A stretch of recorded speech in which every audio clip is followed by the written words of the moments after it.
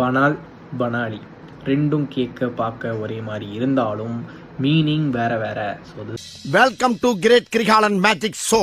This is day 4 of 30 days 30 homophones challenge. பனால் அப்படின்ற வார்த்தைக்கு அர்த்தம் என்ன அப்படின்னா ரிப்பீட்டட், அகைன் அண்ட் அகைன். வந்தா சுட்டா செத்தா ரிப்பீட், வந்தா சுட்டா செத்தா ரிப்பீட். போரிங் அப்படின்ற மீனிங்ல வரும். இப்போ ஒரு படத்துக்கு போறீங்க, அந்த படத்துல ட்விஸ்ட்டு, கிளைமேக்ஸு எல்லாமே ப்ரெடிக்ட் பண்ணுற மாதிரி இருக்குது. அப்போ அந்த மூவியை பனால் அப்படின்னு சொல்லி டிஸ்கிரைப் பண்ணலாம். அதே இது பனாலி அப்படின்னா என்னென்னா ரொம்ப ஆர்டினரி, சிம்பிள், ரொம்ப ஸ்பெசிஃபிக்காக இல்லை அப்படின்ற இடத்துல இந்த பனாலி அப்படின்ற வார்த்தையை பயன்படுத்தலாம்.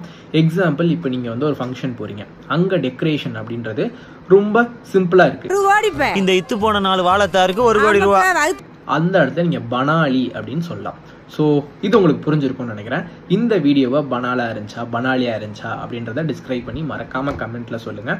Until then bye, see you.